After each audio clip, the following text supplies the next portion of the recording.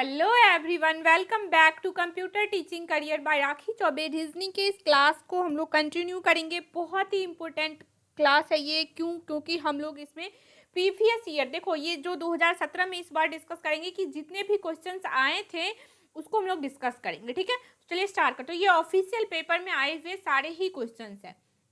चलो देखो, question number 1 ये पूछा गया है, I walk 3 metre in south direction. ठीक है, ये किससे है? डायरेक्शन एंड डिस्टेंस से क्वेश्चन है। मैं चलता हूँ 3 मीटर कहाँ पे? साउथ डायरेक्शन में। Then turn in right and walk 5 metre. फिर again I turn in right and walk 7 metre. At last in which direction I am walking. ये पूछ रहा है आपसे कि पहले ये साउथ डायरेक्शन में चलता है 3 मीटर। तो चलो पहले आपको क्या करना होगा, डायग्राम बनाना होगा। अब देखो ये साउथ की बात कर रहा है तो आपको तो सबसे पहले क्लियर होगा कि डायरेक्शन कैसे बनाना है। ये ईस्ट हो गया, ये वेस्ट हो गया आपका, ये नॉर्थ हो गया, ये साउथ हो गया। अब ये कह रहा है साउथ में, ये साउथ डायरेक्शन में चलता है 3 मीटर। तो मान लो इस पॉइंट से इसने चलना स्टार्ट किया, साउथ की तरफ ये चला। पहले कितना मीटर है? ये तो 3 मीटर है। ठीक है, फिर पूछ रहा है देन टर्न इन राइट। अब देखो इधर से जब ये चल रहा है तो इसका राइट क्या हो जाएगा? आप अपने आप को एज्यूम करो कि आप इस डायरेक्शन में आ रहे हो, तो ये आपका बायां हो गया और ये दायां हो गया। क्लियर है? या फिर आपको मैंने पहले भी बताया था कि आप हैंड वाला जो ट्रिक यूज कर सकते हैं। मान लो ये इस डायरेक्शन में चल रहा है तो आप हैंड को कहाँ रखोगे? इधर की ओर चल रहा है ना, तो आप हैंड को कहाँ रखोगे? इस साइड में रखोगे। तो नाखून वाला पार्ट आपका लेफ्ट हो जाएगा और हथेली वाला पार्ट जो है वो क्या हो जाएगा? राइट हो जाएगा। तो देखो इधर लेफ्ट हो गया और इधर राइट हो गया। मान लो यदि आप पूरब की डायरेक्शन में चल रहे होते तो इस तरीके से होता।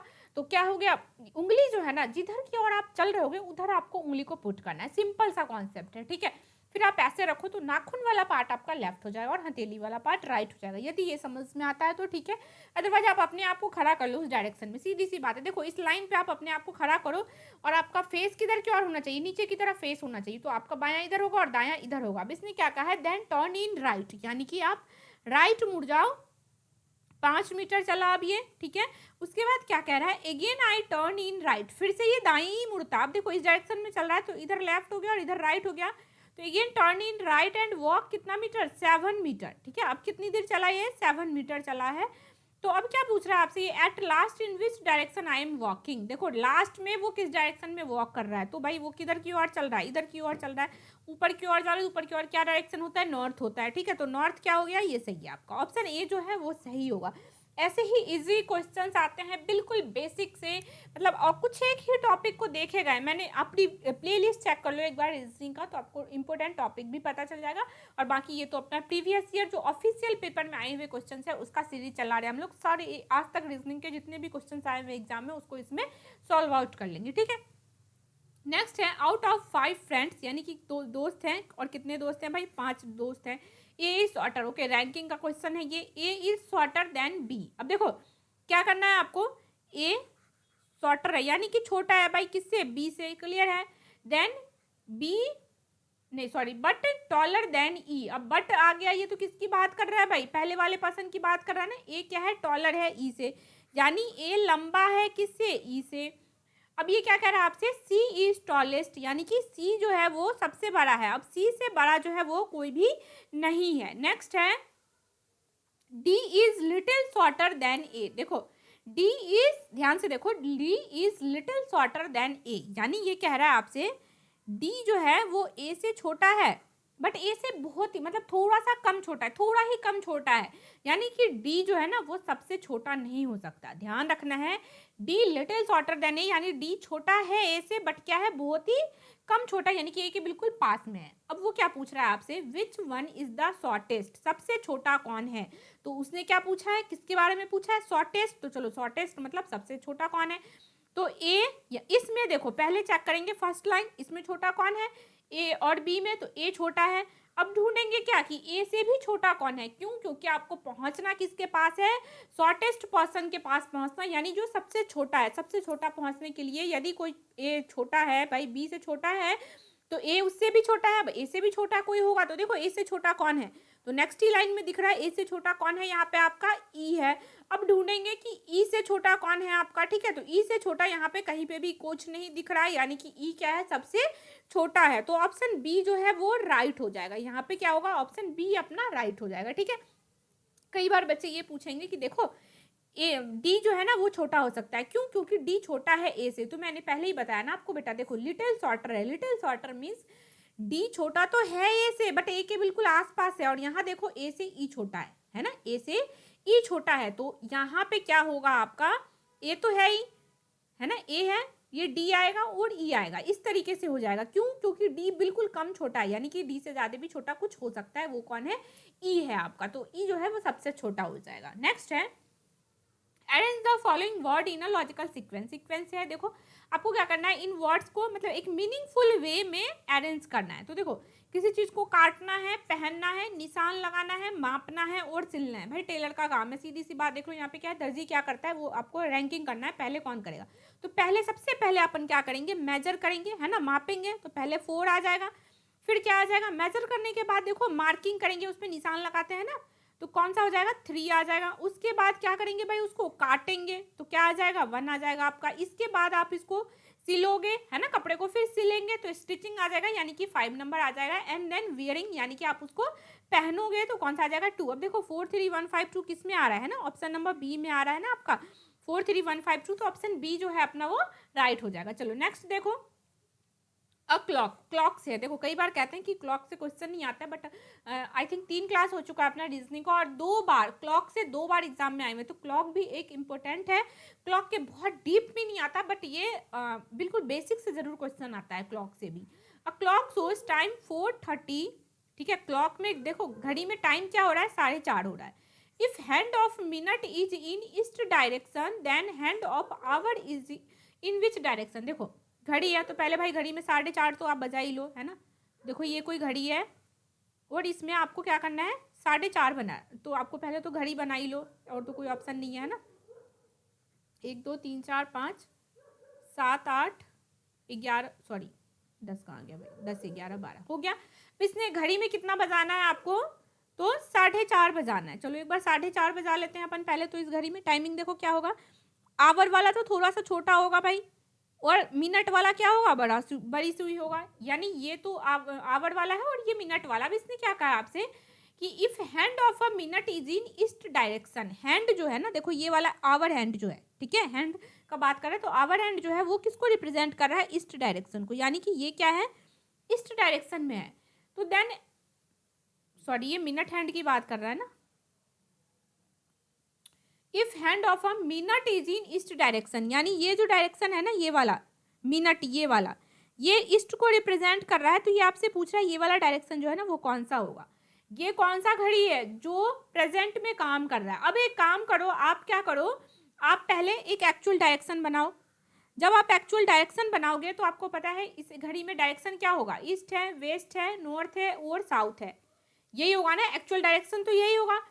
इस जो ये घड़ी पूछ रहा है जिसमें 4:30 बज रहा है, इसमें देखो क्या हो रहा है आपका, ईस्ट जो है ना, एक्चुअल पोजीशन जो है ईस्ट का, वो उठ के कहाँ आ गया, यहाँ पे आ गया ना, यानी ये 90 डिग्री से क्लॉकवाइज घूम रहा है। देखो 90 डिग्री से इसको क्या कर रहा है, ये क्लॉकवाइज घूम रहा है ना, क्लॉकवाइज मीन्स घड़ी की दिशा में 90 डिग्री से ये एक आगे हो जा रहा है, एक क्वार्टर आगे कर दो। देखो ईस्ट यहाँ होता तो उसने यहाँ कर दिया, तो सिंपल है, ये जो साउथ दिख रहा है ना वो कहाँ चला जाएगा, यहाँ पे चला जाएगा, इस वाले घड़ी में, किस में, इसमें, तो यहाँ पे आप साउथ कर दो।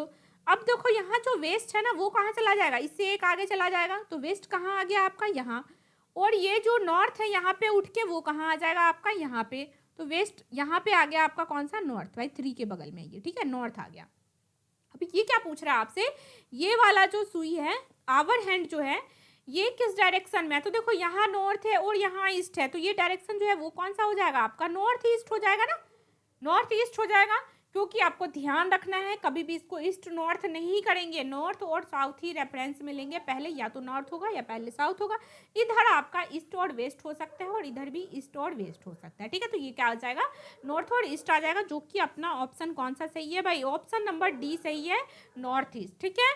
तो इस तरीके से, और ये जो पैटर्न है ना, घड़ी की सुई का जो डायरेक्शन पूछता है, टाइम बता दिया और आवर हैंड का दे दिया, मिनट का पूछ लिया, या फिर मिनट का दे दिया, आवर का पूछ लिया, ये पैटर्न काफ़ी इंपॉर्टेंट है, ठीक है। तो इसको आपको ध्यान रखना है, क्योंकि 2 बार 2 पिछले पेपर में मैंने देखा है लगातार ये पूछ रहा है इस पैटर्न से। नेक्स्ट है, if 1 2 3 represents these are boys, देखो ये कोडिंग का क्वेश्चन है। अब इस तरीके के क्वेश्चन में आपको क्या करना है, सीधा सीधा पहले तो लिखना होगा, और कोई ऑप्शन ही नहीं है ना। 1 2 3 जो है वो किसको रिप्रेजेंट कर रहा है, तो दीज आर बॉयज, है ना। फिर क्या कह रहा है आपसे, 1 3 4 है, ये किसको रिप्रेजेंट कर रहा है? Boys are naughty. भाई मैं छोटा छोटा लिख देती हूँ क्योंकि इतना तो स्पेस है नहीं। बॉयज आर नॉटी, आप पढ़ लेना ऊपर से, ठीक है, बॉयज आर नॉटी। नेक्स्ट कह रहा है 145, ठीक है, 145 जो है ना वो किसको रिप्रेजेंट कर रहा है? नॉटी बॉयज प्ले, है ना, नॉटी बॉयज प्ले। अब ये क्या पूछ रहा है आपसे? Then which number represents naughty, यानी किसका कोड पूछ रहा है ये आपसे? तो नॉटी का कोड पूछ रहा है। तो देखो नॉटी किस किस में है? इस दोनों में है ना, आपको दिख रहा है, सेकंड में है और थर्ड में है नॉटी। तो कॉमन फाइंड आउट करना है। देखो सेकंड और थर्ड में क्या कॉमन दिख रहा है? यहाँ भी 4 है और यहाँ भी 4 है। अब इस दोनों में क्या कॉमन दिख रहा है? इस दोनों में क्या कॉमन है? तो देखो नॉटी नॉटी भी कॉमन है और बॉयज बॉयज भी कॉमन है। ओके वेट, तो पहले आपको क्या करना होगा? दूसरा ढूंढो, है ना, जो तीनों में ही कॉमन है। तो वो कौन सा है? देखो 1 है, 1 है और 1 है, तीनों में ही कॉमन क्या है? 1 है। तो अब इसमें देखो कि फर्स्ट सेकेंड और थर्ड में कॉमन कौन सा है? तो बॉयज है ना भाई। देखो बॉयज यहाँ भी दिख रहा है और बॉयज यहाँ भी दिख रहा है और बॉयज यहाँ भी दिख रहा है। तो इस यहाँ से तो एक चीज क्लियर है कि 1 का जो कोडिंग है ना वो क्या है? आपका बॉयज है। ओके अब नेक्स्ट देखो, एक बार नेक्स्ट देखो, सेकेंड और थर्ड में देख लो, ठीक है, सेकेंड और थर्ड में देखो तो 4 स्क्वायर में बना लो इसको, है ना, तो पहचानने में आसान रहता है। 4 और 4 है, 4 और 4 कॉमन है और यहाँ देखो क्या बचा आपका? नॉटी, है ना, देखो आ गया आंसर यहीं से, नॉटी और नॉटी कॉमन है। तो देखो कॉमन तो बॉयज बॉयज भी था, बट आपको पता चल चुका है कि बॉयज का कोड क्या है? यहाँ पे 1 है।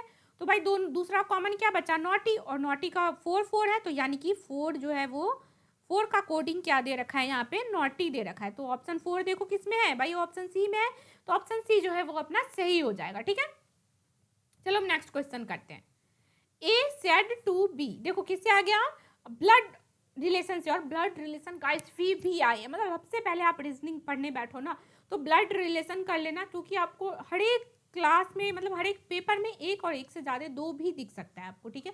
तो ब्लड रिलेशन तो डेफिनेटली करके ही जाना प्रैक्टिस। नाउ देखो A said to B your father is only son of my father. A कहता है बी से, अब बना लो, है ना, ए है और बी है, ठीक है। ए कहता है बी से योर फादर, यानी किसके फादर की बात हो रही है? बी के फादर की। तो भाई बी का कोई फादर है, यहाँ पे बना लिया अपन ने। Your father is only son of my father, इसके जो पिता है ना वो ए का कोई पिता है, मान लो यहाँ पे ए के पिता का ये इकलौता बेटा है। देखो डायग्राम कहाँ खत्म हो रहा है? ये वाला डायग्राम खत्म हो रहा है यहाँ पे और यहाँ पे, यही हो रहा है ना। देखो बी का जो पिता है वो इकलौता बेटा है किसका?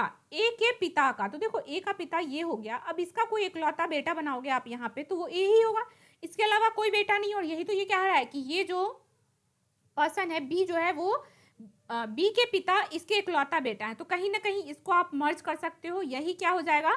ए हो जाएगा और ए के पिता ये हो जाएंगे, है ना। ये जो आपका पर्सन है बीच वाला ये क्या हो जाएगा? ए हो जाएगा। तो अब ये क्या पूछ रहा है आपसे? How is the relation of A to B, यानी कि ए कौन है? इंग्लिश मीडियम वाले देखो जिसके साथ रिलेशन लगा होगा वो पूछ रहा है कौन है, और हिंदी मीडियम वाले देखो जिसके साथ का लगा होगा, ठीक है, का मतलब कौन। तो ए कौन है भाई? ए कौन है? किसका कौन है? तो बी का। तो बी का ए कौन है? पिता है।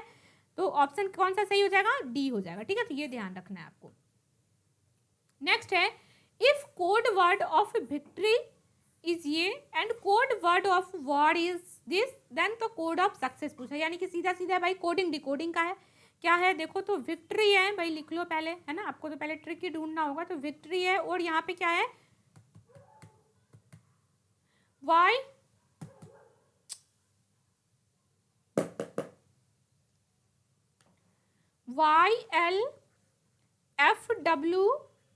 YLFWRUB, ठीक है। तो ये क्या पूछ रहा है आपसे कि कोडिंग है इसका। तो देखो रिलेशन निकालो एक बार, भी से आपको वाई पे जाना है, आई से एल पे जाना है, सी से एफ पे जाना है, क्या जा रहे हैं, क्या रिलेशन मिल रहा है आपको? तो भी से वाई पे जाने के लिए क्या होगा? भी के बाद डब्ल्यू एक्स और वाई +3 हो रहा है ना यहाँ पे। इसी तरीके से आई के बाद जे के और एल, तो क्या हो रहा है? +3 हो रहा है, यानी कि क्लियर है भाई। यहाँ पे क्या चल रहा है आपका? +3 चल रहा है, ठीक है। यहाँ पे भी क्या चल रहा है? +3 PQR, है ना, यानी कि +3 चल रहा है। तो आपको किसका कोड पूछ रहा है? सक्सेस का। आप चेक कर लेना, वार और इसमें भी +3 का ही आएगा। तो ये आपसे किसका कोड पूछ रहा है अभी फिलहाल? सक्सेस का, तो चलो अपन सक्सेस का कोड निकालते हैं, SUCCESS। भाई सब में क्या करना है आपको, +3 करते हुए जाना है, ठीक है, +3 यानी कि 3 जोड़, तो S के बाद T U और V, U के बाद W X और Y, C के बाद D E और F, C के बाद फिर से D E और F, E के बाद क्या हो जाएगा E F G H, S के बाद T U B, S के बाद T U B। अब देखो V Y F F H B V किस में आ रहा है ये, सॉरी ये VW X होगा ना यहाँ पे, सॉरी VW X होगा, V X F F H B B, यानी कि अपना जो ऑप्शन बी है वो क्या है, राइट है। ओके, नेक्स्ट देखो गाइस सी, ये हम लोग अभी प्रीवियस ईयर का सीरीज कर रहे हैं। यदि आप लोग को मतलब बेसिक्स हैं, बिल्कुल बिगिनर्स हैं और आपको कॉन्सेप्ट वाइज नहीं आता है रीजनिंग, तो एक प्लेलिस्ट बना रखा है मैंने टीचिंग एग्जाम्स, मतलब आई थिंक प्लेलिस्ट है रीजनिंग फॉर टीचिंग एग्जाम करके, उसमें डिटेल्ड में मैंने सारे टॉपिक करा रखे हैं, तो बिल्कुल बेसिक्स और सारे पैटर्न के एकदम मतलब मज़ेदार ट्रिक के साथ, तो आप वो पहले देख लो, कॉन्सेप्ट क्लियर कर लो वहाँ से और फिर इसे प्रैक्टिस करना, तो ये क्या होगा, हेल्पफुल होगा। चलो इसे सॉल्व करते हैं। If D becomes L, D क्या हो जाता है, एल हो जाता है, देखो ये कोडिंग डिकोडिंग का ही है। ई बिकम एम, यानी कि देखो, यानी कि एक ही पेपर में 2 कोडिंग डिकोडिंग से आए हुए क्वेश्चन है, आप देख सकते हो, तो इसका मतलब एक टॉपिक से 2-3 क्वेश्चन भी आ सकते हैं। और coding decoding, blood relation, direction and distance, ये कुछ एक इंपॉर्टेंट टॉपिक है जिनसे 1 और 2 क्वेश्चन भी देखे जाते हैं। तो सबसे पहले आपको क्या करना है, इन्हें प्रैक्टिस आउट करना है। नेक्स्ट देखो क्या कह रहा है, what would A become, sorry A क्या बन जाएगा, ओके यानी कि ये क्या पूछ रहा है आपसे, ए का कोडिंग क्या है, तो देखो डी से एल हो रहा है, यानी कि कितने का डिफरेंस है, यदि डी से आपको एल करना है तो कितने का डिफरेंस हो रहा है, डी की कोडिंग करेंगे तो क्या होगा, A B C D, D का रैंक क्या है भाई, अल्फाबेटिकल में डी का रैंक क्या है, 4 है ना, और एल का रैंक क्या है, एल का रैंक क्या है, देखो याद कैसे रखोगे, तो जे का 10 है, के और एल, तो के का 11 और एल का 12। यदि आपको नहीं याद रहता है ना तो आप ऐसे भी निकाल सकते हो, ठीक है, क्योंकि कोई आप मतलब वो नहीं हो, क्या कहते हैं, ज्ञानी नहीं है कि भाई इसी को बैठ के रट रहे हैं, और भी बहुत सारी चीज़ें पढ़ना है, तो रैंकिंग नहीं याद हो रहा नंबर, तो आप तुरंत इससे भी निकालो। बस याद क्या रखना है आपको, मेनली ईजोटी है ना, ईजोटी कॉन्सेप्ट याद रखो, इसका क्या वैल्यू होता है, ये रेफरेंस है, और ये यदि याद हो गया ना तो भाई ये तुरंत निकाल लोगे आप, ठीक है। अब देखो 4 से 12 यानी कि +8 हो रहा है, तो यहाँ पे +8 हो रहा है। इसी तरीके से ई से हम जाओगे तो भी +8 हो रहा है, तो ए से आपको +8 करना है, यानी कि ए का रैंक 1 है, ए सबसे पहले आता है, +8 करोगे तो 9 आएगा, और 9 की जगह पे क्या होता है, देखो जे का 10 है, तो 10 से एक पहले क्या आएगा, आई, जे के आई आता है ना, तो आपका आंसर जो है वो कौन सा हो जाएगा, आई हो जाएगा, यानी कि ऑप्शन बी जो है अपना वो सही है, ठीक है। चलो हम नेक्स्ट करते हैं, find the next term of the series. Okay, ये नंबर सीरीज का क्वेश्चन है, क्या कह रहा है, देखो 0 है, 3 है, 8 है, 15 है एंड 24 है, ठीक है। अब 0 से 3 जाने पे क्या हो रहा है, ये +3 हो रहा है, 3 से 8 जाने के लिए क्या डिफरेंस कितने का है, तो देखो +5 का है, 8 से 15 हो रहा है, यानी कि 7 हो रहा है। भाई मिल गया ना, लॉजिक तो यही मिल गया आपको, 15 से 8 हो जाएगा, सॉरी 9 आ जाएगा ना, 9 5 14 9 आ जाएगा ये आपका, ठीक है। देखो लॉजिक क्या लग रहा है यहाँ पे आपको, ध्यान से देखो एक बार क्या चल रहा है भाई, 3 है, 3 के बाद क्या हो रहा है यहाँ पे, 5 है, फिर 7 है, फिर 9 है, तो क्या हो जाएगा, दोनों में देखो 2 का ऐड हो रहा है ना, 3 में यदि 2 जोड़ोगे तो 5 हो रहा है, 5 में 2 जोड़ोगे तो 7 हो रहा है, 7 में 2 जोड़ोगे तो 9 हो रहा है, तो सिंपल है, 9 में 2 जोड़ दो ना, आप सोचने की क्या जरूरत है, 11, और फिर 24 में 11 जब जोड़ोगे तो क्या हो जाएगा, 4 1 5 और 2 1 3, यानी कि 35 अपना आंसर होगा, जो कि ऑप्शन सी में है, तो ऑप्शन सी अपना राइट हो जाएगा। ओके, चलो नेक्स्ट करो, which year is a leap year, बहुत ही इजी, सोचने की जरूरत ही नहीं है, सबको पता है, सॉरी वेरी इजी है ये। कैसे, लीप ईयर क्या होता है भाई, 4 का भागा लगा लो है ना, 4 से डिवाइड दे दो और पूरा पूरा कट जाए, रिमाइंडर यदि आपका 0 आ जाए तो वो लीप ईयर है। तो चलो चेक करो भाई, 1704 में 4 से डिवाइड तो क्या आ जाएगा, 4 4 जा 16, 1 17, 4 2 जा 8, 9 10, 4 6 जा 24, लो पहला ही आ गया है ना, पहले ही है, जिसमें रिमाइंडर क्या आ गया आपका 0 आ गया, यानी कि 1704 जो है ये आपका लीप ईयर है। तो आज के इस क्लास में इतना ही, ये 2017 का ऑफिशियल पेपर था। अब अपन क्या करेंगे नेक्स्ट, इसी का या फिर ये पीआरटी का है मान लो, तो टीजीटी का कर लेंगे अपन, फिर पीसीटी का कर लेंगे, बट ये सीरीज काफ़ी हेल्पफुल होगा, मतलब एज इट इज़ आपको क्वेश्चन भी दिख सकता है आपके इस बार के पेपर में। तो बस आप लोग ये सीरीज फॉलो कर लो, प्लेलिस्ट से जाके सारे क्वेश्चंस को प्रैक्टिस कर लो। फिर मिलते हैं नेक्स्ट क्लास में, तब तक के लिए बाय बाय, टेक केयर।